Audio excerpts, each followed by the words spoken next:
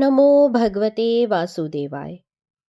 दोस्तों, हिंदू पंचांग के अंतर्गत प्रत्येक माह की 11वीं तिथि को एकादशी कहा जाता है। एकादशी को भगवान विष्णु को समर्पित तिथि माना जाता है। एक दिन में दो पक्ष होने के कारण दो एकादशी होती है, एक शुक्ल पक्ष में तथा दूसरी कृष्ण पक्ष में।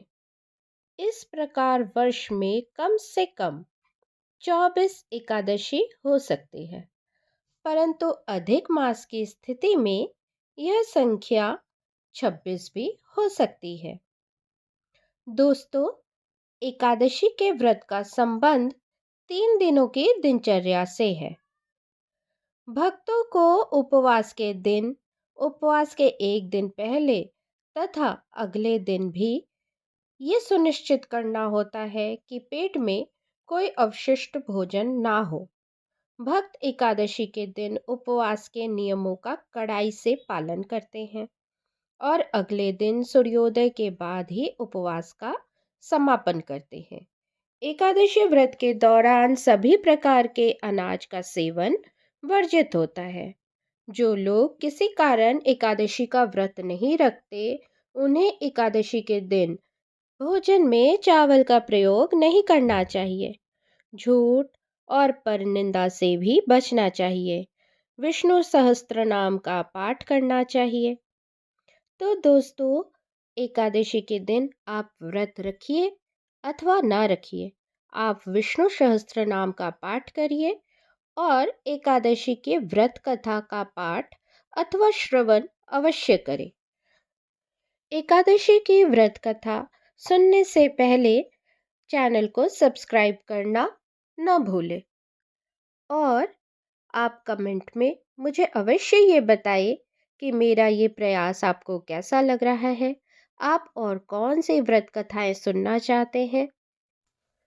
आइए सुनते हैं पौष पुत्रदा एकादशी की व्रत कथा। भद्रावती नामक नगरी में सुकेतुमान नाम का एक राजा राज्य करता था। उसके कोई पुत्र नहीं था। उसके स्त्री का नाम शैव्या था। वह निपुत्री होने के कारण सदैव चिंतित रहा करती थी। राजा के पितर भी रो रो कर पिंड लिया करते थे और सोचा करते थे कि इसके बाद हमको कौन पिंड देगा। राजा को भाई, बांधव, धन, हाथी, घोड़े, राज्य और मंत्री, इन सब में से किसी से भी संतोष नहीं होता था। वह सदैव यही विचार किया करते थे कि मेरे मरने के बाद मुझको कौन पिंडदान करेगा। बिना पुत्र के पितरों और देवताओं का ऋण मैं कैसे चुका सकूंगा। जिस घर में पुत्र न हो, उस घर में सदैव अंधेरा ही रहता है। इसलिए पुत्र उत्पत्ति के लिए प्रयत्न करना चाहिए। जिस मनुष्य ने पुत्र का मुख देखा है, वह धन्य है।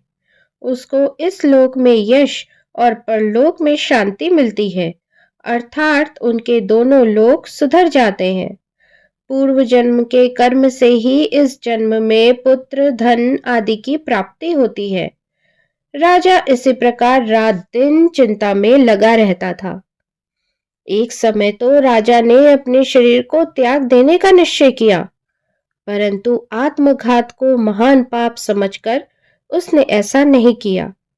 एक दिन राजा ऐसा ही विचार करता हुआ अपने घोड़े पर चढ़कर वन को चल दिया और पक्षियों और वृक्षों को देखने लगा। उसने देखा कि वन में मृग, व्याघ्र, सूअर, सिंह, बंदर, सर्प आदि सब भ्रमण कर रहे हैं। हाथी अपने बच्चों और हथिनियों के बीच घूम रहा है।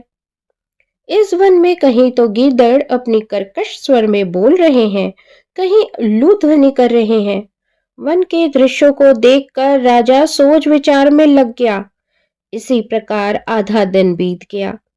वह सोचने लगा, मैंने कई यज्ञ किए, ब्राह्मणों को स्वादिष्ट भोजन से तृप्त किया, फिर भी मुझको दुख प्राप्त क्यों हुआ। राजा प्यास के मारे अत्यंत दुखी हो गया और पानी की तलाश में इधर उधर फिरने लगा।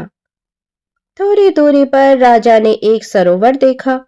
उस सरोवर में कमल खिले थे तथा सारस, हंस, मगरमच्छ आदि विहार कर रहे थे। उस सरोवर के चारों तरफ मुनियों के आश्रम बने हुए थे। उसी समय राजा के दाहिने अंग फड़कने लगे। राजा शुभ शकुन समझकर घोड़े से उतर गया और मुनियों को दंडवत प्रणाम करके बैठ गया। राजा को देखकर मुनियों ने कहा, हे राजन, हम तुमसे अत्यंत प्रसन्न हैं।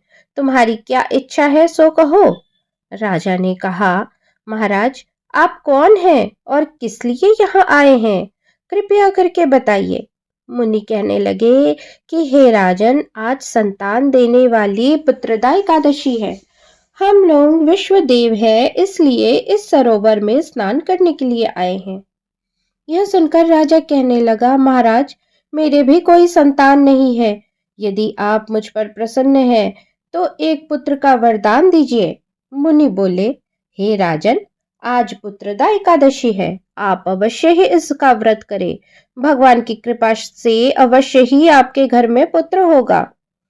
मुनि के वचनों को सुनकर राजा ने उसी दिन एकादशी का व्रत किया और द्वादशी को उसका पारण किया।